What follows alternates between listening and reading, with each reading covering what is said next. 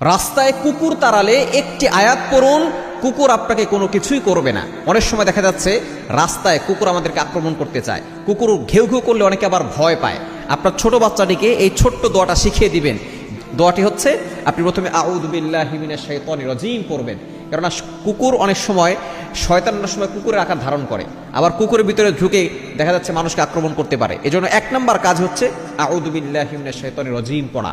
এরপরে দোয়াটা হচ্ছে সূরা কাহফের 18 নম্বর আয়াত, 15 নম্বর পারা 13 নম্বর পৃষ্ঠা 14 নম্বর লাইন, সূরা কাহফের 18 নম্বর আয়াতের ছোট্ট একটি অংশ, ওয়াকালবুহুম বাসিতুন যিরাআইহি বিল ওয়াসিদ, ওয়াকালবুহুম বাসিতুন যিরাআইহি বিল ওয়াসিদ। এতটুকু ছোট্ট পড়বেন, আউযু বিল্লাহি মিনাশ শাইতানির রাজিম পড়ে এই ছোট্ট আয়াতের অংশটুকু পড়বেন। আপনি 2-3 বার পড়বে, দেখবেন কুকুর শান্ত হয়ে যাবে এবং কুকুর আপনাকে আক্রমণ করবে না, কুকুর আপনাকে কোনো ক্ষতি করবে না ইনশাআল্লাহ।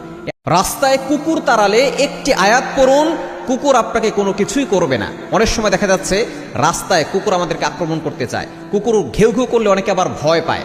আপনার ছোট বাচ্চাটিকে এই ছোট্ট দোয়াটা শিখিয়ে দিবেন।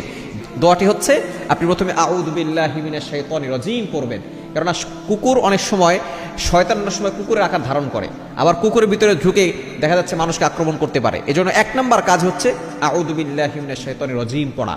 এরপরে দোয়াটা হচ্ছে সূরা কাহফের 18 নম্বর আয়াত, 15 নম্বর পারা 13 নম্বর পৃষ্ঠা 14 নম্বর লাইন, সূরা কাহফের 18 নম্বর আয়াতের ছোট্ট একটি অংশ, ওয়াকালবুহুম বাসিতুন যিরাআইহি বিল ওয়াসিদ, ওয়াকালবুহুম বাসিতুন যিরাআইহি বিল ওয়াসিদ। এতটুকু ছোট্ট পড়বেন, আউযু বিল্লাহি মিনাশ শাইতানির রাজিম পড়ে এই ছোট্ট আয়াতের অংশটুকু পড়বেন। আপনি 2-3 বার পড়বে, দেখবেন কুকুর শান্ত হয়ে যাবে এবং কুকুর আপনাকে আক্রমণ করবে না, কুকুর আপনাকে কোনো ক্ষতি করবে না ইনশাআল্লাহ।